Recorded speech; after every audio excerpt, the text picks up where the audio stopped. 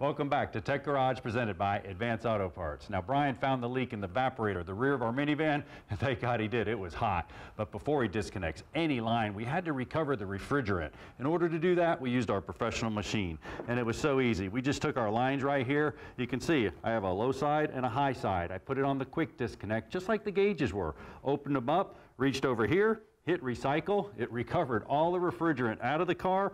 Once it did that, we can go ahead and open up the lines. Now, anytime you do any AC work, you have to get it recovered. So go ahead and just take it down to a shop, have them recover it, then you can do the work yourself. Also, we're going to use this machine to evacuate and recharge the system a little bit later once the repair's done. Well, we need to check in with Brian. I don't know if he's lying down back there or actually taking out the evaporator.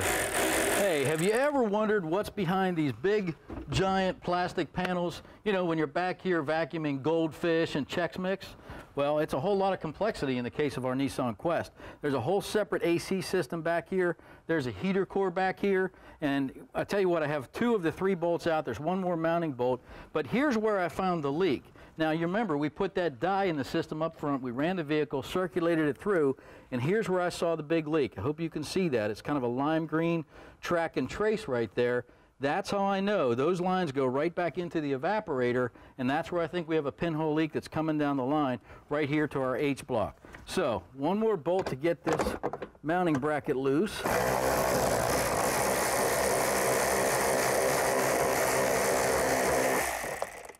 And that's free. Now, this H block is just a 12 millimeter. And John told you we recovered the system, so we're not going to get any leakage right here. Down here you can see where the heater core connects. Those are heater lines. Those have antifreeze in them. So we were a little bit proactive there. We put a few rags down in a drip pan. Honestly, not much came out, but I certainly don't want antifreeze back here on the carpet. So the H block has 1 retaining bolt that passes right through the center. I just about have it out. You see all those electrical connections right there? There's the H block back. These all have to come out too. So work that loose, work this loose, work this harness loose, and now all of our mounting bolts are loose. Here's a condensation line right here. I'm going to disconnect it. Now this unit should be free. Get my wires out of the way. Okay, we got this pretty loose and ready to come out. Now you got to separate the refrigerant lines right here. We got the H block loose. I'm going to pull them back, and I'm going to put a rag up on here just so there's no damage done to them in the process. Let me go ahead and work this guy up out of here. There we go. Good, no real antifreeze drip. Next step, we got to get this guy over to the table so John can help me swap out the evaporator.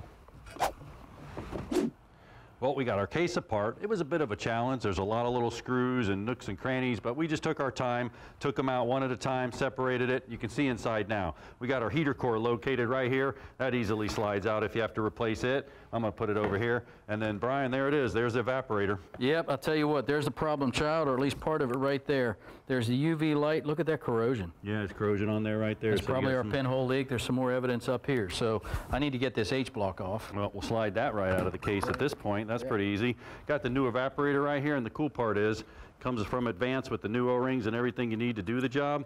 So I'm going to take these O-rings for you. I'm going to slide that back into the case, and then we'll just put the heater core back in. Make sure you put a little bit of PAG oil on here so you lube them up real good. Get that H block back together. Yep. Now it's just a matter of reversing it, putting everything back in, use some torque specifications, make sure everything's solid in there, and then you're good to go. But it's so important that you go ahead now and evacuate the system. You want to get the moisture out of there because moisture causes corrosion, and that's going to be a problem if you don't. So we want to do that for half an hour up to an hour. Then we'll recharge it to the proper refrigerant rate. Then we'll take a reading, Brian. Catch that reading a little bit later, but I'm hoping this thing's going to be cold because I'm excited to take the trip to Wally World. Absolutely. It's going to be a cool trip, I promise. That's for sure.